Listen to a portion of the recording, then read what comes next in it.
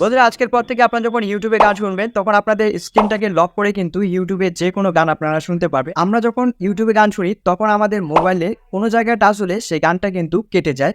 আমরা স্ক্রিনটাকে অফ রেখে গান শুনতে পারি না। তবে আজকের ভিডিওটি যদি আপনারা সম্পূর্ণ দেখেন তা যে কোনো গান আপনারা স্ক্রিনটাকে অফ রেখেই কিন্তু শুনতে পারবেন। তো কিভাবে এই ছোট্ট সেটিংসটি আপনারা ইউটিউবের মধ্যে করবেন সেই সম্পূর্ণ প্রসেসটি আজকের এই ভিডিওতে থাকছে।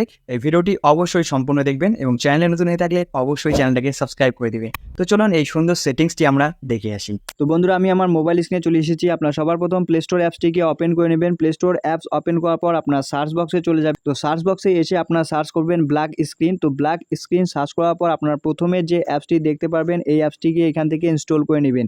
তো আমি ইনস্টল করার পর বাকি প্রসেসটি আপনাদেরকে দেখিয়ে দিচ্ছি।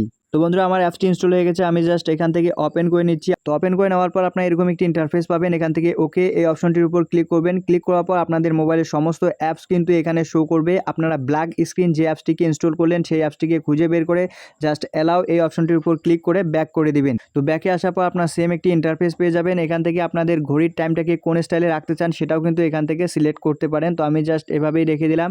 এরপর আপনারা এই যে অপশনটি দেখতে পাচ্ছেন এই অপশনটির উপর সিম্পলি একবার ক্লিক করবেন।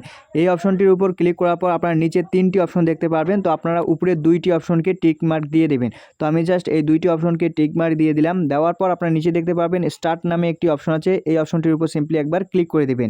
তো স্টার্ট নামে অপশনটির উপর ক্লিক করে দেওয়ার পর এখান থেকে আপনারা সম্পূর্ণ হোম স্ক্রিনে চলে আসবেন। এরপর আপনারা আপনাদের ডিসপ্লেতে এরকম একটি আইকন দেখতে পারবেন। তো আপনারা সিম্পলি ইউটিউবে চলে যাবেন। তো এখন আপনারা যদি ইউটিউবে এসে যে কোনো গানকে প্লে করেন, প্লে করার পর আপনারা যে এই আইকনটি দেখতে পাচ্ছেন এই আইকনটির উপর ক্লিক করলেই কিন্তু আপনাদের স্ক্রিনটা লক হয়ে যাবে। তো এভাবেই কিন্তু এখন আপনারা ইউটিউবে যে কোনো ভিডিওকে কিন্তু অডিও হিসাবে শুনতে পারবেন। তো আজকের এই ছোট্ট ভিডিওটিতে আমি আপনাদেরকে জাস্ট এটাই দেখানোর চেষ্টা করেছি।